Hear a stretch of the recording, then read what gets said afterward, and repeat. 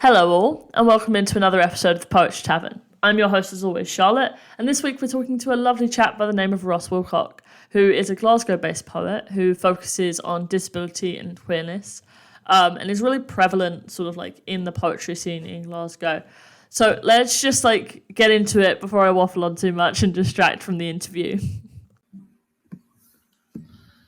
Hey, well, welcome into the Poetry Tavern, Ross. Thank you so much. Thank you for having me. Yeah, it's lovely to have you. Why don't we start? You just tell us a little bit about yourself. Yeah, so my name's Ross. I'm a Glasgow-based queer disabled poet. I've been writing for about a decade now, and I recently just graduated from the University of Glasgow with a Master's in Creative Writing, which is very, very exciting to have. And yeah. Mm-hmm. Okay, well, you've been writing for about a decade. What started you off writing? How did you sort of get into writing? I have always loved writing, even back in school, and I think what really kind of re-energized my love for it was just kind of having a place to vent. I guess it's kind of how it started. And I originally actually wanted to be a songwriter, but what kind of happened was my song, when I tried to write songs, they would kind of come out more poetic wise, or like lyrical, lyrical poetry, I guess.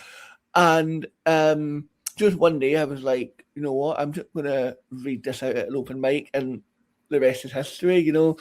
And so that's kind of how it all kind of happened. What do you think for you was the thing in the lyrics you were trying to write that sort of tipped you off, that it's like, oh, this is a bit more poetic than perhaps normal songs, or traditional songs are? I think it was just that, I kind of found myself writing more poetically, I guess. And I think that I just kind of realised that it wasn't really about it being songs. It was just more about what the message of the writing was. And I found that it might have been more powerful and more meaningful in poetry. And yes, we kind of started writing about my lived experiences in poetry form.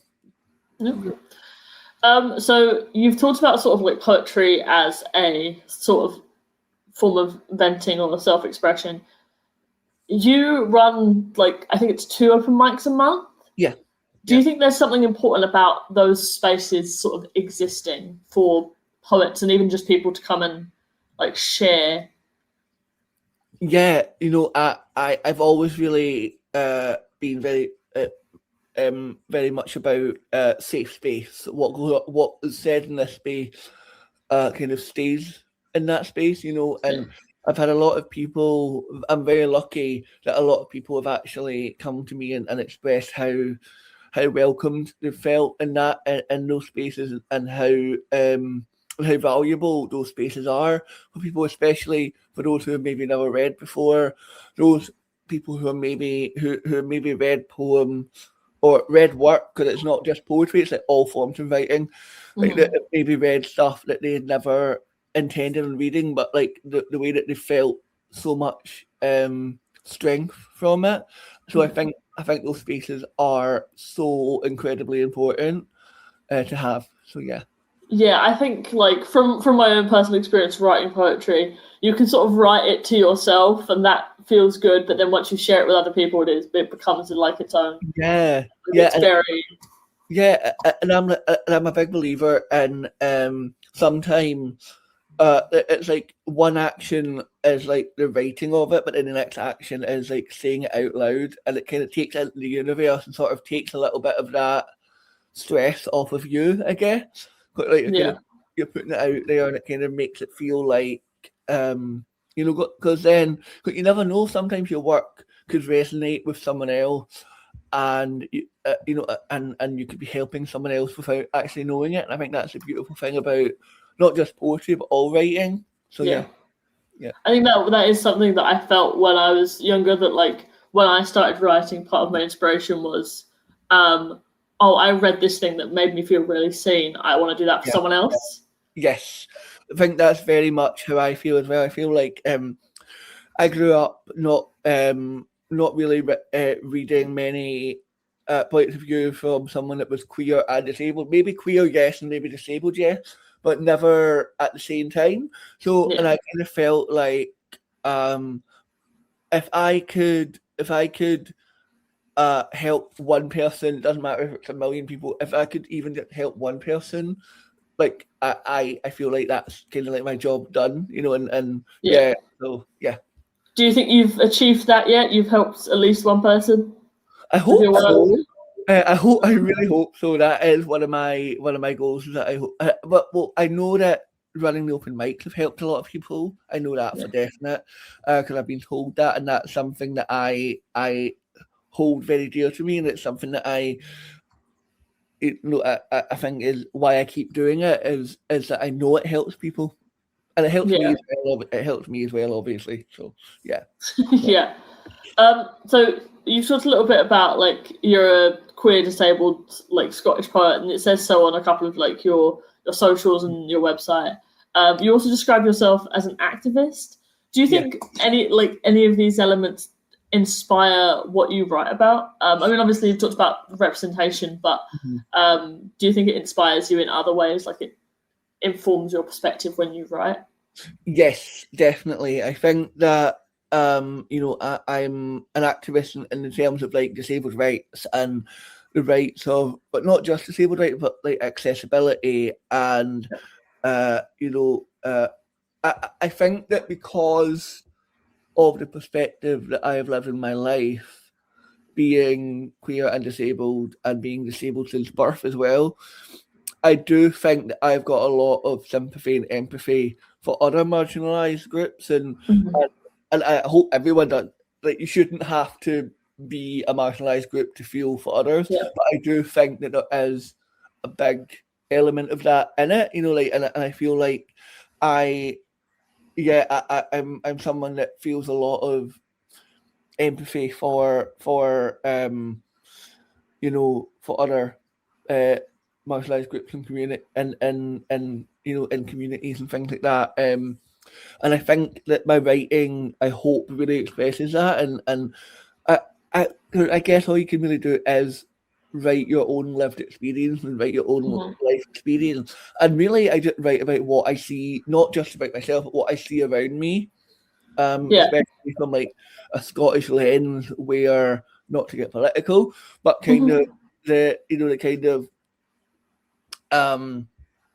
the kind of Scottish lens coming from a country that's ran by another country. Yeah. You don't want to get too political, but so like there's kind of that side of it as well, and it sort of there's certain elements that I write about and frustration about how some of my rights as a disabled person aren't fully ruled by Scotland. It's like the English government, and Yeah. and because of that, there's some like frustration there. So I write about that, or especially more recently, I've written about the kind of political landscape around the LGBT community and around the disabled community, and so. Yeah, it's not been the best it's ever been recently. I know, exactly. So, and something I feel a little bit like touchy talking about political stuff. 'Cause I know it's not, but it is important as well. But and I think like one of the things about poetry is it's about talking about things that frustrate you sometimes. Yeah. So I definitely think there's a lot of good political poetry out there. So it's like no worries about talking about it on here. For a more light-hearted question, probably just for me, I lived in Glasgow for 4 years. Oh wow. Not very long. I was at uni in Glasgow and I lived there the whole time. What is your favourite part of living in Glasgow or being in Glasgow? Well, I'm Glasgow born and raised, and I'm surprised I haven't crossed paths because I've lived in Glasgow my entire life. Anyway, I think what I love about Glasgow is the community aspect. We are very chatty people, well, at least the people that I know, and it's like what I love is that you can sit down at a pub and meet 5 people who then become your friends, and I kind of love that sort of community aspect of Glasgow, and that and that no matter where you're from, everyone's sort of like you're like you're Glaswegian or you're Scottish, from the minute, So I think I mean, yeah. I mean, there is that big building that just says "People make Glasgow." Exactly. I feel like, that's what I love about Glasgow, is that we are very much true to that phrase, like people make Glasgow. And I think, I'm very proud to be Scottish, but I think more so Glaswegian, because I think we're very accepting of, or for the most part, and most of us are very accepting of everyone and anyone, no matter where you come from, and we always kind of are like, if you want to be Scottish, you're Scottish, kind of thing, And I love that about Glasgow. So yeah. Okay, cool. Would you like to read one of your own poems for us today? Yes, I would. Sorry, I've taken a sip of water there. No, you're all good. I've been drinking coffee this whole time, so. Okay. Yes, I will read one of my poems. I would love to. I will read. You know what? I'll read one of my. I like to call it greatest hits, and I'm like, who do I think I am? But it's like it's only because I read this one at like almost every gig that I have ever performed at, because it's one of my personal favourites. And it's called Twisted Tales. I write a lot about like kind of folklore and fairy tale and sort of that kind of whole folklore. I think especially being Scottish, there's like we've got a bit of a history with folklore and legend and things like that. I wrote this poem just kind of about the feeling of wanting to find a happily ever after. So this is called Twisted Tales. Fairy tales told me that all my dreams would come true, that I would live happily ever after with my Prince Charming. So I'd watch as a glass slipper reunited 2 lovers. 7 little men had a princess from her evil stepmother, so that a prince on a white horse could save her. And I got tales of an underwater kingdom where love would win. But in reality, fairy tales are just that. They're dreams. They are tales to help us dream at night. Cinderella is just a fable passed down from generation to generation. It's not real. Snow White was a twisted story formed in minds of the Brothers Grimm, and that beautiful film that Disney made about the red-haired mermaid, it's actually a tragedy. Where young women, where young woman sacrifices herself for the man she loves. In reality, love doesn't come knocking at your door, doesn't hand you a magic lamp with 3 wishes. You can't just go and buy some magic bean that erupts into a beanstalk that leads to lands of magic. Love is a raw, real, timeless emotion. It's not for playing with or manipulating, but that's what it's become. And I have loved, but I've never been loved, at least not in the way I know I deserve to be. I just hope that I find it before that last rose petal falls. Thank you. That was great. What is it about that poem that like makes it one of your all-time favorites? I think it's just one of the ones that, like, I think that everyone sort of knows those stories and knows those sorts of tropes in it. And I think that I kind of grew up very much thinking, oh, that's how love is. I'm going to meet Prince Charming and fall in love and, be whisked away into the sunset. But it's like, actually, no, especially in gay culture. It's definitely not like that. And I think that I've kind of had a lot of failed love. And like, even though I've had some like pretty bad experiences, I've never really given up on love. And I think that's kind of what the message of that poem is that even if I have had bad experience after bad experience, I am a hopeless romantic. And I think that I've never really, and I never will, hopefully give up on love, So, yeah. Do you think that, I mean, you've performed it several times. Yeah. Do you think it's like a crowd favorite as well? Is it something that like that Yeah, other people seem to enjoy. yeah, it is again because it's that familiar. I can't say that word. Familiar. Because it's like I'm going to change it because I cannot say that word. There's a universal kind of recognition of like those stories. Like no matter where you're from, there's like a version of Cinderella that you'll know, a version of Snow White that you'll know, whether it's Disney or whether it's like the actual real, original story or some kind of abbreviation of the story.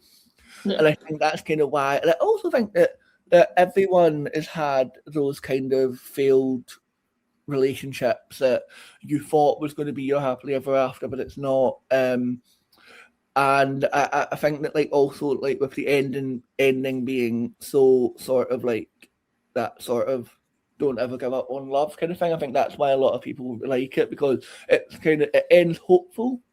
Yes. Yeah. Absolutely. Yeah. Have you got a poem that inspires you from someone else? I do. I don't know if I can find it or not. Let me see if I can. I do have a poem by Edwin Morgan, who I absolutely adore. He's one of my favourite Scottish poets, and he's queer as well. I have found it. So should I read that one, or will I? Yeah, let's do it. Yeah. Let me just find it. Okay, this is one of my favourite poems by Edwin Morgan. It's called Strawberries. There were never strawberries like the ones we had that sultry afternoon, sitting on the step of the open French window, facing each other.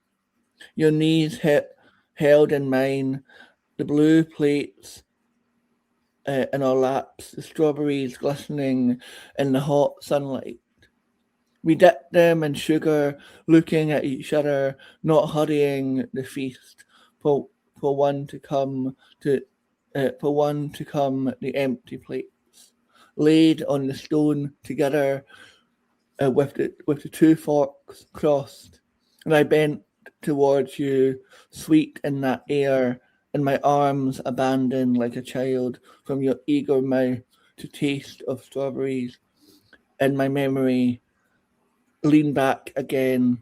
Let me love you. Let the sun beat on your forgetfulness. 1 hour of all the heat intense, and the summer lightning on the Kilpatrick Hills. Let the storm wash the plates. Yeah. Oh, that one's so good. I know. It's so lovely and sweet and like just. I know. Very summery. I love it.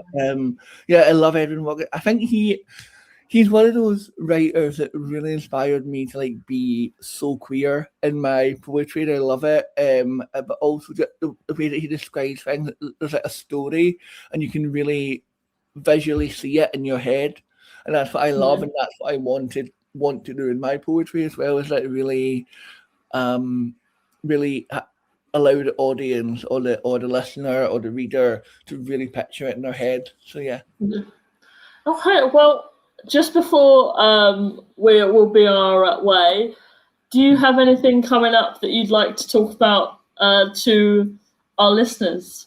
Yes, I do. I have a fringe show, my second fringe show. I debuted my first fringe show, which was called Gay Disabled Vegan last year at PBH Free Fringe. This year, I am taking a step into the world of love once again with Love in All Its Colours, which is debuting on the 22nd of August at Whistle Binkies in Edinburgh. It's going to be running until the 30th of August. It's free, no tickets, just turn up. It's going to be at 1:45 p.m. for about an hour. I'll be there, obviously, after it to have a chat and things like that. And I'm very excited for this year.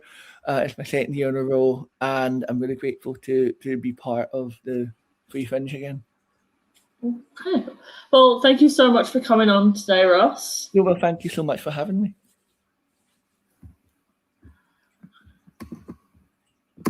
Okay, well, that brings us to the end of our episode.